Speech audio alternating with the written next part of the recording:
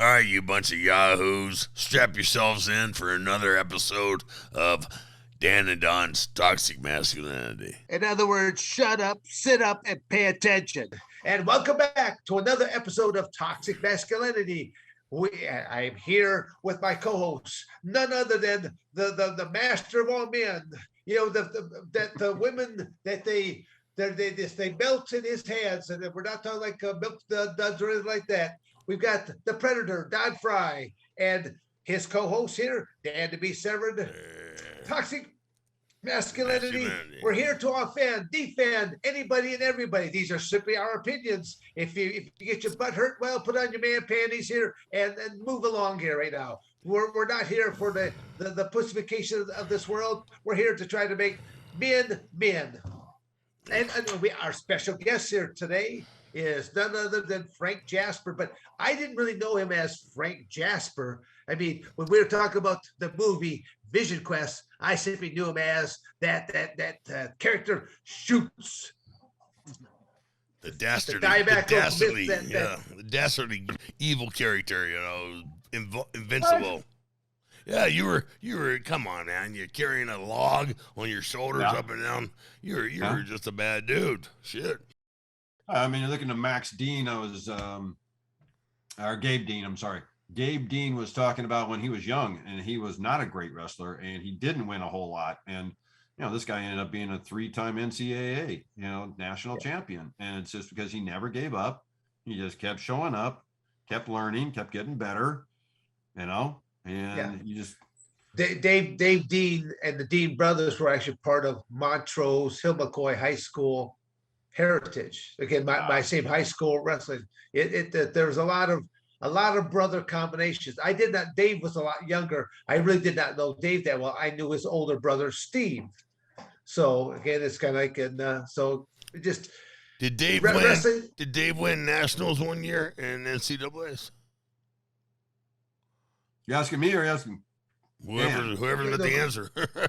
Don't know. I see it, and I don't know. I don't think he did, but I could be wrong. There's somebody from Montrose won 190 because I was sitting there with Rod at his house when he lived with a bunch of other guys, and we were watching it, and one of the Montrose boys was in the nationals. Well, maybe it could have been. It could have been that.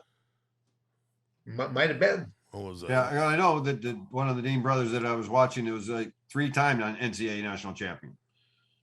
So, I think he ended up losing, I want to say, to Bo Nichols in the final of his fourth. He was trying to get a 4. Steve, David, and Noel. Those were the three brothers that were all Dean brothers. But then, I mean, I know that Dave's sons, I think, went out to, I forget what college, but he actually, they have done well for themselves as well.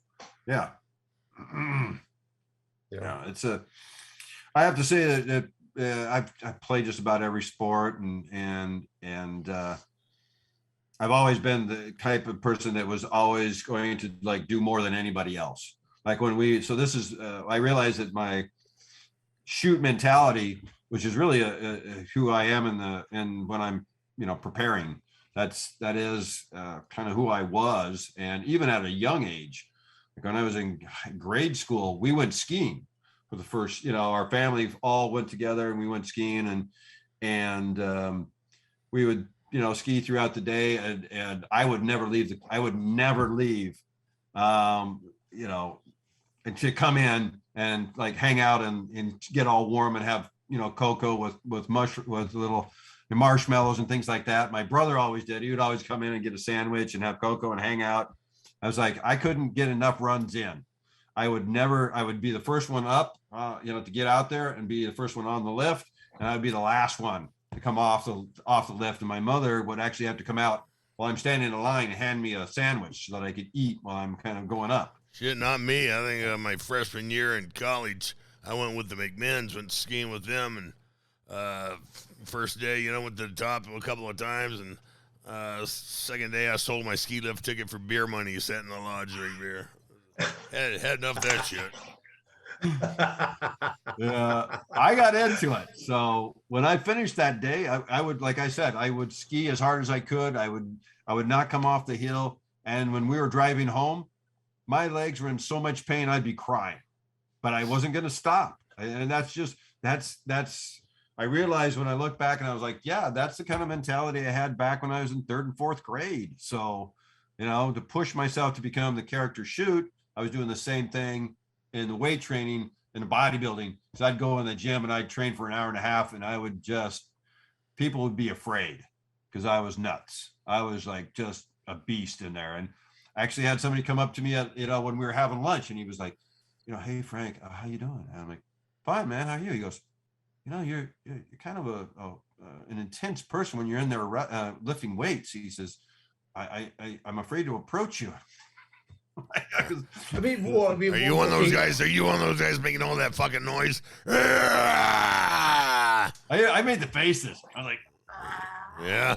Well, bulging here.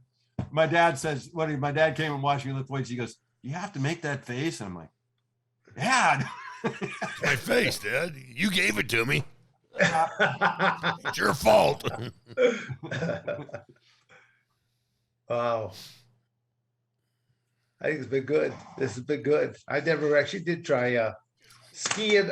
I only ever tried just once. I absolutely just sucked at it. I'd rather just be on a toboggan or a sled and just flying down the hill on something like that. But yeah, the ski thing was not for me whatsoever. I grew up in Idaho and Pacific Northwest, but summer we water skied, winter we snow skied, and then it was one of those beautiful places. There was Coeur d'Alene Lake is where I grew up, and so I'd get up, drive out to the Hayden Lake because it was really close by. We had a boat docked out there. I'd jump in my boat, drive across the lake, and my friend lived on the lake, had a dock on the lake, and we'd jump in his boat, and there'd just be two of us. And he had a rear view mirror, so it was allowed to be able to just have one person driving and one person. Yeah, because usually you need two. One's a spotter. But if you have a rear view mirror, you're okay. And so we would start about 8:00 and we'd ski for 4 hours, take our turns back and forth, come in, have lunch. Then I'd head off to work. I'd have to be at work at 4:30 and then I'd work till midnight and then get up the next day, same thing. Wow. And then wintertime was just every weekend we would drive up to Schweitzer Basin and ski all weekend, so an hour and a half to get up there, ski all day, drive back, get up the next day, same thing. Wow. Yeah, you had to be, your legs had to be toast. Your whole body had to be toast after a weekend like that. I got, you just build up. And so it's just like, man, every weekend you can get up there, every run you can do, it's just like you do it, and the guys I was skiing with, they ended up being in the Warren Miller ski films. I don't know if you remember that guy, but he used to do these amazing ski films where he would take these high-end skiers, take them up, drop them off of a helicopter onto a mountain, and then film it. Yeah, that's crazy when you see these guys at that mountain. They're coming down some of these drops that they're coming off, or they got now basically they got a snow slide that's coming down after them that they have to either zig out of its way or keep ahead of it. Yeah, I was the bunny hill kind of guy, That's where as a master. You were more dangerous than when I was down. I wouldn't even on that hill. Like I said, if it didn't have a toboggan or a little sled underneath it, I wasn't on it. Yeah. Yeah, that just was not my cup of tea. Me and the third graders would fight it out, for the next run off the bunny hill. I don't know if I told you that, but there's an event coming up next weekend, and not this coming weekend, but the following, being May 14th and 15th in Puyallup and in Auburn, Washington. And so the guy that I was working with on his nutrition, he's been a 6-time Masters champion there.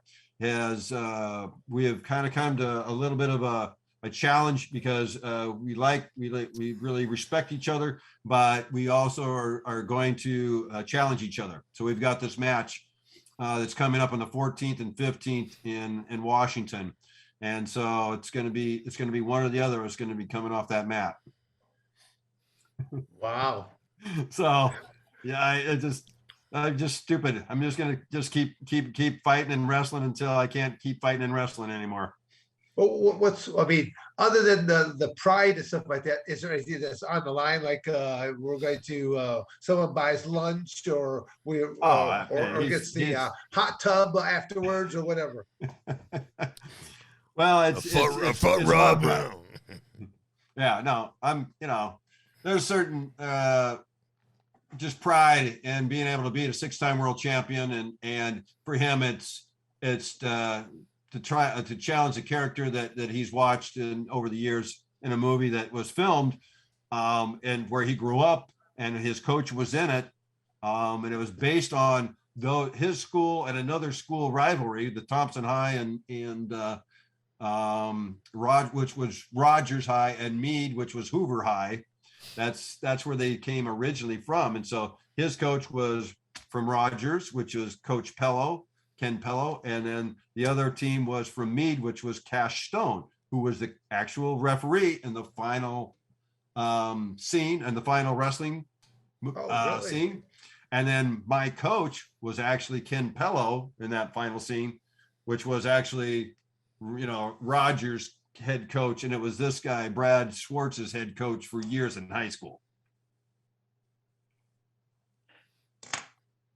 So connect this. So it's like there's a lot that's going on here, and I think it's great because I never knew any of those aspects right there. I'm just glad that it played so true, and they had so many different real wrestling people that were involved as coaches and as I just like the broad. I like the broad in the movie. Come on, that was see Don's right back. Don's right back to that pair of panties. That's what Don's at here again,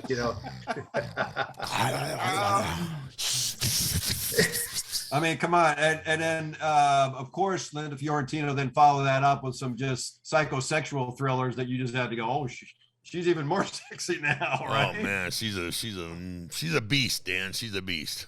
Yeah. Oh, okay, I don't like the way that you're cringing on that one. That does sound like that was a good one. She was beautiful. She played this role to perfection, and it's a little bit like what Matthew said. She's the best of what I like in men and what I like in women, because she's got that toughness, but she's still got the beauty, and she can pull off that wife beater shirt that she was wearing with no bra on her at any time. Yes. What does she look like now? Any idea? So, I don't know if she's still acting or not.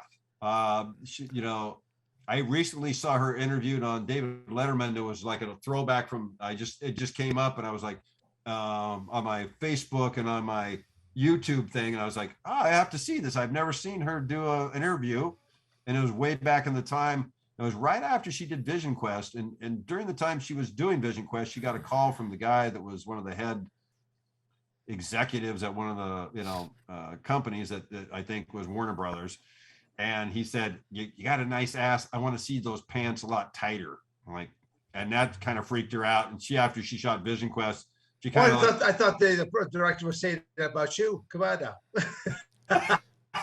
Well, you saw what they put me in the stadium scene, So she super did tight shorts. She was in on the David Letterman show. She never mentioned you, did she? I never. You know what? I did meet her when I came to LA, but she was in only a couple of scenes that I was in, so I never really kind of hung out with her until when I flew down. And she was seeing some guy, and so we really didn't, I set to have a little drink with her, and he came in, he was all freaked out that she was kind of with somebody else. And so, he kind of grabbed her and rushed her off. So I didn't get a chance to hang out for her very long.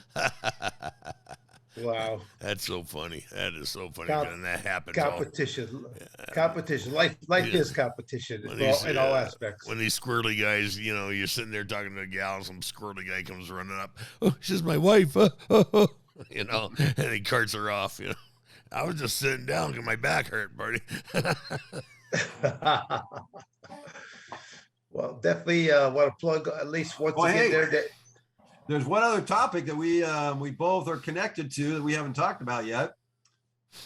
Please. Your trip down to Medellin, Colombia. Oh my God! I tell you what, partner, I have kicked in 2 weeks ago. I have never felt for 2 weeks now, I felt so freaking fantastic. Right on. My sciatic nerve is just, it's just humming. It's humming. It's not like biting me and punching me and kicking me. It's just, I know it's there, but it's not bothering me. My back is strong. Last week, I went to my buddy's ranch in Lordsburg, New Mexico for a week, and because he's herding cattle, and I helped him herd cattle, and my back held up the whole way. The only problem I have is that the first, I've had so many back surgeries, and the first time I broke the rods. I had May 2010, May 2011, had 5 back surgeries, and the last one, the fifth one, they fused 3 vertebrae. It lasted for about a year, and then they tore it out and infused 10. And so, then about a year later, I had a tire blowout on my truck, and it pissed me in the median. And I broke the rods, didn't know it. So I walked around for about 2.5 years with broken rods. And finally, I said, my back, God damn, my back's hurting. My ex-wife, my wife at the time, was saying, you're not the man you used to be. You're not as tough as you used to be. You don't have the pain tolerance you used to have, but you're just a drug addict making it all up to get more pills, And then I got an x-ray, and the doctor said, well, there's the problem there, dumbass. You broke the rods. Yeah. And so I had to go in for another surgery. And, it was like a 10-hour surgery, take it out, put it in, and 3 hours to clean up the scar tissue I had developed for all the time. Right. And so I was good, woke up good for 4 days. Then I complained about a headache, and they took me in, and I had a hemorrhagic stroke, and they put me in a coma for 3 weeks. And when I woke up, I was like, I looked like I was somebody else. Let me tell you that way. I lost 70 pounds or something. I don't know. And anyways, after the stroke, I looked at my legs, and my legs are about as thick as my arms, But now I have lost my right quad, because of when I was walking around with the broken rods. It just destroyed it. I didn't know it. I was dragging my leg, didn't know it. But yeah, so the only problem I have now is that I have no right quad.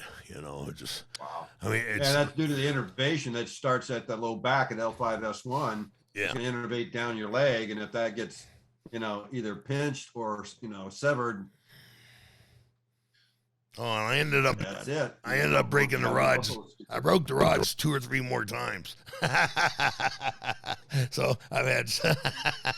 At the last time, doctor said, we're just going to leave them there. So, but you had some stem cell therapy, and you feel like you're in a lot better place right partner, now. I had to have. I was pushed. I was so happy. I was happy about the masks back then, because I was getting wheelchaired through the airport. That way, nobody knew who I was. But they had to wheelchair me through the airport. My buddy, Coach McMinn, had to wheelchair me to the therapy, and then I, boom, boom, boom. They IV one in this arm. One day, I got up. I walked for 2 hours. I hadn't done that, for years. Next day, boom, same thing. Walked for 2 hours. And then next, shoulder, and spine, and then spinal cord. And I felt great. Walked out of there, and wanted to walk home. And now like I said, I'm walking all the time. It feels so good just to freaking walk without any pain, man. It's amazing. I wore myself out from walking.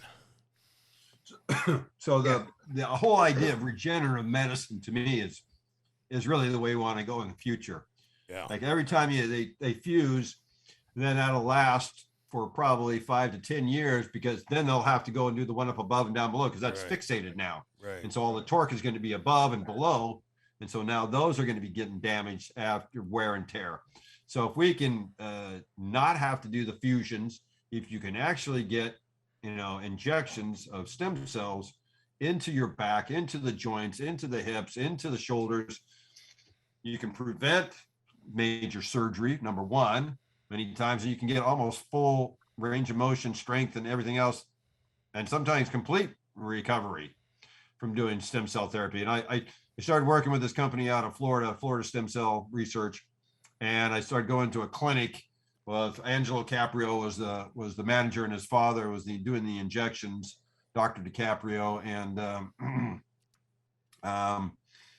they have changed my life as well, because I had knee injections done because I couldn't do what I used to be able to do, and I tore my knee up when I was bodybuilding, trying to lift. It was trying to do a max. I was trying to max out. I think it's one of the stupidest things I ever did. Yeah. Right? Yeah. Like, you really need to know your max. Yeah, my ego needs to know my max. Yeah. Right? So you do your max, and then I tore my patella tendon, anterior cruciate, and that was my left knee, and then did a deadlift. Like, let me try my max out of my deadlift, and I just blew my back out.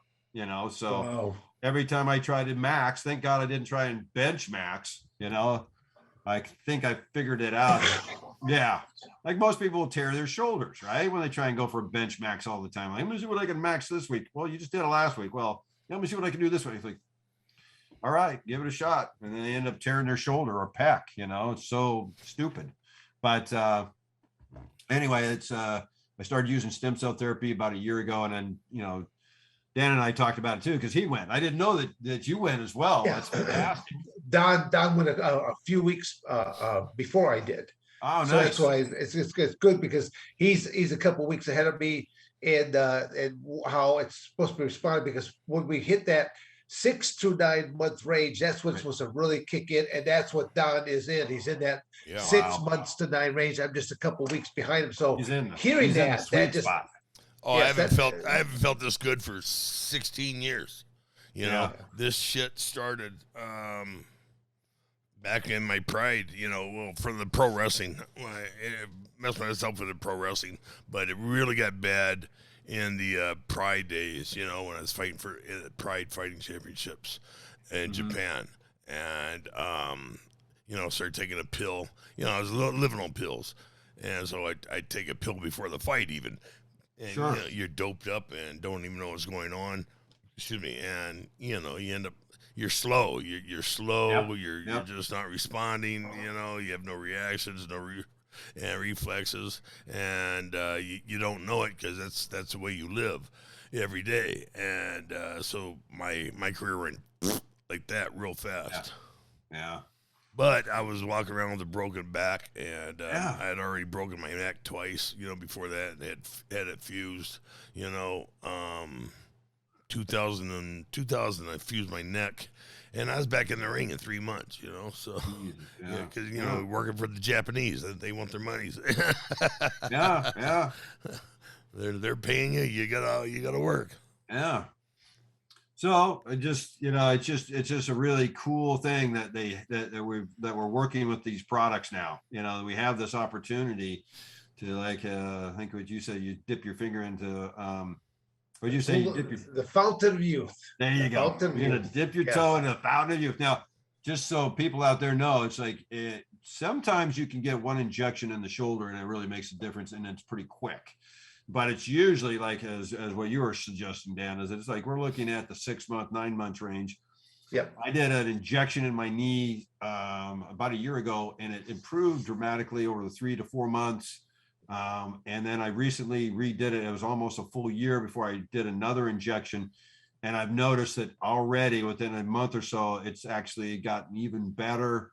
I feel stronger. I can, I play tennis. This is what I do for recreation. I can play 2 to 3 hours of tennis and come back and not have pain and not have problems going up the stairs, which was what I used to have, because that anterior cruciate was torn, patella tendon was torn.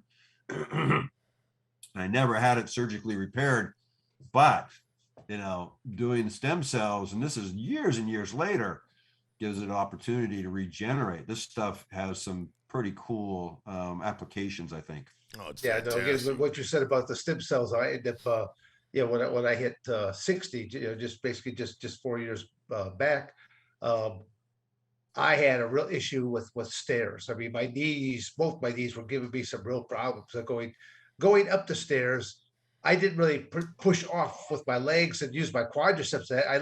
I was grabbing the hand railings and I was actually pulling myself up, almost like doing a seated low pull or something like that. I actually was actually pulling myself on up, and to go down the stairs, I would go out of my way to find an escalator or an elevator, because going down the stairs, I was scared to step down, that my knee was going to give out, but not that it was going to give out forward, it was going to give out backwards. And that's what really scared me, because I didn't feel like I had any stability. I ended up getting one shot at each knee, and literally within a couple of weeks, I could believe, boom, I was right back to I could jump rope and stuff of that nature. Yeah. So again, my big reason for going down to Medellin, South America, there was simply to because I have a hip that's been really bothering me a great deal. I've already had a couple MRIs. I had an MRI in Arizona, then I had another MRI. Basically, when I went down to Medellin, and even the guys down to Medellin said, "Yeah, your hip's pretty bad, but we see a little bit of space right there." So again, I'm kind of going for a little bit of a Hail Mary, because even the guys down in Medellin, they said, "Well, this could maybe buy you another 3 to 5 years, something like that." But I've seen so many people that have been down there where they had bone on bone in their shoulder, stuff like that. They got the shots, and it seemed like they really bounced back really well. So just again, I try to keep the contact with Don as much as possible to find out how he's doing, because I know he's just a few weeks ahead of me. Right. And I'm thinking, okay, I should be looking for this coming down the pike. But then I've asked several other different doctors, when should I be seeing stuff? And they said the biggest area is that 6 to 9 month range, Right. all the way up to that first year. Then by the time you hit that first year, whatever you got, you got.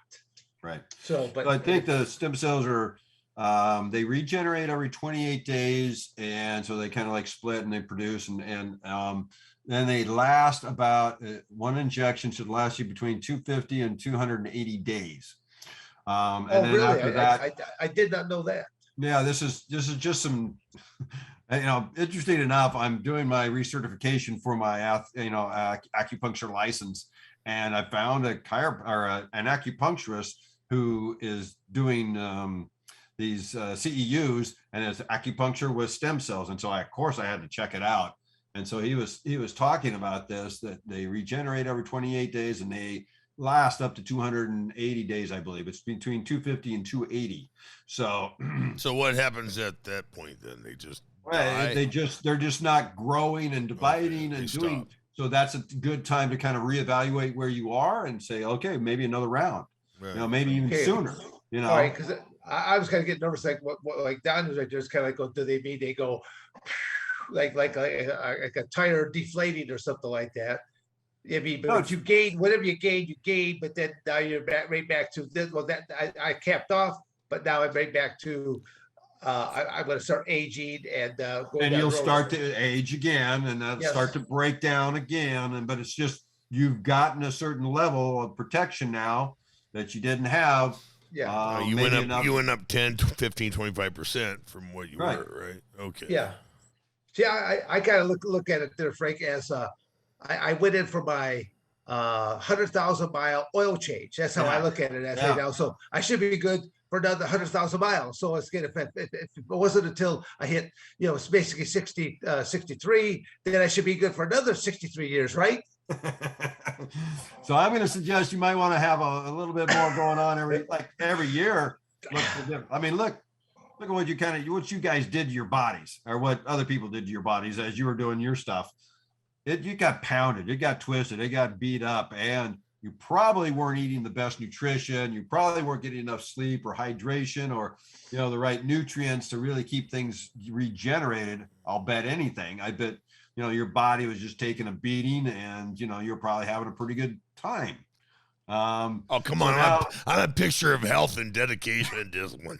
I'm sorry. How many strokes did you have again? What was that? Just one. How many back surgeries was that? I mean, I had a bunch of surgeries. Yeah, 2 surgeries. Yeah. I broke my back a couple of times. Broke the rods. I think 4. Hey, the fact that even after all those things, even after all the damage, after all the surgeries, he's noticing a difference. Yeah. That to me is, because I know, like, if I can do anything for my patients, it's like, surgery is the last thing I want you to do. Right. Let's figure out some, training, some therapeutic movements. They're going to have to regenerate the muscle and protect the joint. Let's talk about your foods. And we want to remove anything that's going to be pro-inflammatory. We want things, boswellia, some turmeric, all these other things that are going to help break down your, support your anti-inflammatory and just support your body. And the last thing I want to do is okay, now we're going to surgery. As soon as you open that up, that's considered major surgery, I think. I don't care what they call it. It's called major surgery if they knock you out and they do something. Because now they've cut, now they've opened, now you've got scar tissue, now you've destroyed energetic lines. Now your body is going to heal, and it has to deal with the anesthetic you just got as well. So, and if you avoid that, good. Everything you can do to avoid that, we want to do. And if nothing else helps, fine, surgery. Yeah, well, that's where I think one of my bad problems is I got staph infection when I was in the hospital, and so every time they've opened me up, my spinal cord has been infected, and yeah, so it's just a mess. The last 3 times they cut on me, they had to pull the garbage out of my spinal cord, the pus, and the doctors, they all said, I almost vomited in my mask. Well, thanks, I'm glad you didn't, jeez. Yeah, I was there a couple of times there, Frank. We're watching and seeing Don and stuff like that. When it was that open up, they had a drain tubes in and stuff like this, and it was like woof. He was in.